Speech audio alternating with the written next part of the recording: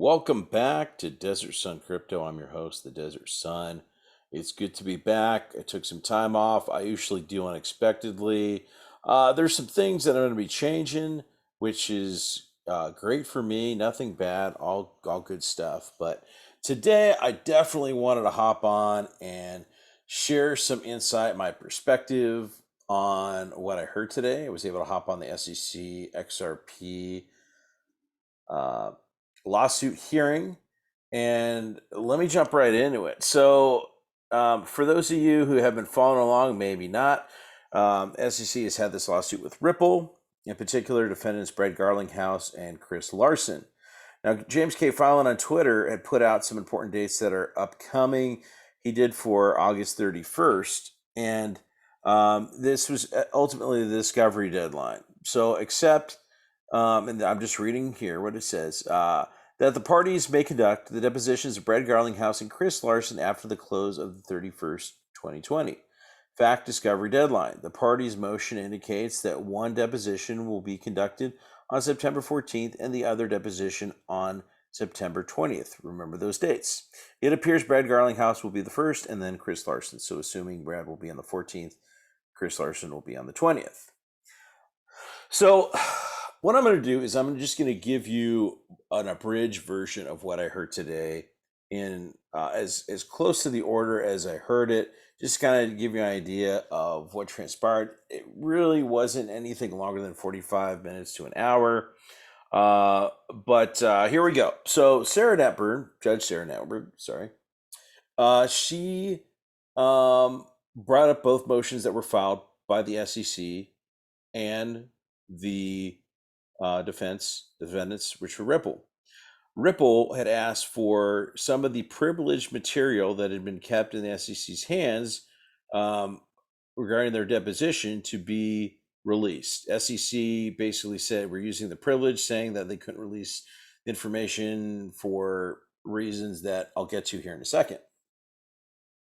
On the other hand, SEC was asking for Slack communications from Ripple. Apparently, there's some communications that are necessary for this lawsuit. Right off the bat, Judge Netburn said, let's put this Slack issue aside for a second. Let's just focus on this privilege. And she kicked it over to Matt Solomon, who is the attorney for Ripple. Sorry, the picture's so small. There's only so many you can find. But Matt Solomon, who's an attorney for Ripple, and he argued that they've asked for documents for them to look over to prepare themselves for court. They have not been given anything. They have not been responsive to anything. And he's somewhat, in my opinion, painting the picture that this is kind of what's been going on with Ripple asking the SEC for information. The only thing is, like, they've had different individuals at the head and the helm of the SEC, yet it still seems like the same thing over and over. SEC is asking for information, they're not getting it. But that aside, Ripple was saying that they needed to have the deposition and other documents released ultimately so they could find out what exactly it is that can't be seen. So, on the other side, Jorge Tenriero, who's the trial attorney for SEC, argued that Garlinghouse and Larson had been acting reckless. That is the gist of this lawsuit. That's the reason why the SEC brought the lawsuit in the first place. And Judge Netburn said, okay, well, that's great, but let's answer the question. Why do you need this information? What's the privilege of the information? Is like, what's it based on? Well, Jorge, again, didn't answer the question, but he said that this for the information to be released would be an advantage to the defense. Well, and I'm thinking to myself, well, duh, of course, they're the ones that are going on trial. They're the ones that the SEC had filed suit against. So not only did Judge Netburn say, well, I would like to see this information, and I would like to see it in camera review. What that ultimately means is that she is going to look at the information in private so that she can see that the information, if it is proprietary or has something that was going to be a bombshell, that she can get ahead of it. But she wants to put her eyes on it. Now, she said she wanted to, and it was her that was doing it. And then Jorge ends up going and he starts pushing back and saying, "Well, no, this is this is like basically this is unfair, and we have not seen this before." And Edward said, "Well, it's me that wants to look at it, so I apologize, but I just always look at this stuff." So she is giving them 2 weeks to get everything together and show her by what date? September 14th. That, in summation, was basically what happened today. Now, here's my take on it.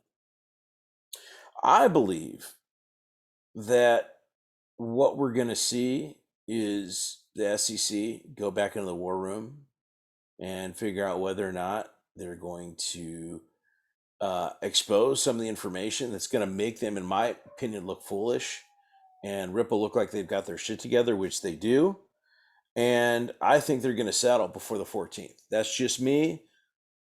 Not a financial advisor, not financial advice. I'm just telling you what my gut tells me, just based on what I heard. I could be completely off on that. James K. Filan, though, guy's been on top of it. He did have, and he did share one of so there was a motion that was filed to compel for Ripple to produce video audio recordings of Ripple staff meetings it claims to have learned about a key former Ripple employee in a deposition taken earlier this month. I think it's just a distraction from what I heard today and what the argument is for the SEC. They're basically saying, oh yeah, let me go back to that. Actually, what Judge Knepper asked was, well, based on what I've seen, it's possible that both Ripple and the SEC are correct. The SEC probably thought that what they were giving was the clearest version of information out to Ripple. And it also could be that Ripple says, yeah, whatever you're giving us is a bunch of bullcrap, and we need more. And so there's this back and forth. So both are probably right. And so what's the SEC's argument at the end of the day? I don't know, but they keep pushing this thing forward. So anyhow, that was this motion to compel that just came out today. And then also in a response, Ripple files motion for extension of time until Tuesday, September 7th, which is going to be an interesting date to respond to the SEC's motion to compel the term over video and audio recordings of the Ripple staff. So they probably want to dig in and find out what exactly are these recordings, what may have been said, just so they have their ducks in a row and they don't show up to court unprepared, which I will say unequivocally. I got to hand it Teneriero. He was definitely prepared today, but I could hear him sweating on the phone call.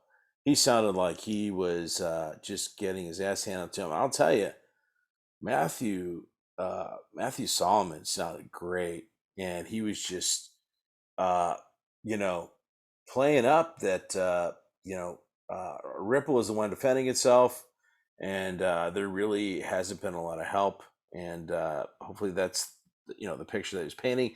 I had a good feeling about it. The other thing too was that I was following what was going on, and you could see this bump that happened today with XRP up to 123. This is right about the time that the call started. Let me get it right about. It was about right there. 121 jumped up to 123 and started coming down again. So still up, still sitting in and around 120, and yeah, we're certainly going to see what happens. We're at 117 right now. The other thing, and I'll leave it at this, is that I think this idea of it's so interesting, the dates that they have, but this 7th, which is a Tuesday, week from today, 14th, 2 weeks from today. Tuesdays are just an interesting time in September, and you can hop on YouTube, and you'll hear a bunch of theories on from BitBoy Crypto and some others that have said that something big is going to happen in September regarding this lawsuit. I'm hoping it's squashed so we can move on. The XRP Army can get back to um, packing our bags and head to the moon. So, uh, great information, great. Um, this is the first call that I hopped on, and so I wanted to get out and put what I thought out there. Certainly, check out some of the attorneys in the space because they've got some great insight. James K. Filan, Jeremy Hogan, Attorney Seal, John Deaton, all those guys have had some really interesting a piece of information to share. So I will leave it at that. I don't know when I'm going to hop on again. I'm going to try and get my stuff together so that we can I can start dropping some more videos. But obviously, if there's anything that interesting that happens, you can tune in here to Desert Sun Crypto. This is the Desert Sun. Thank you for tuning in. I appreciate you. Take care.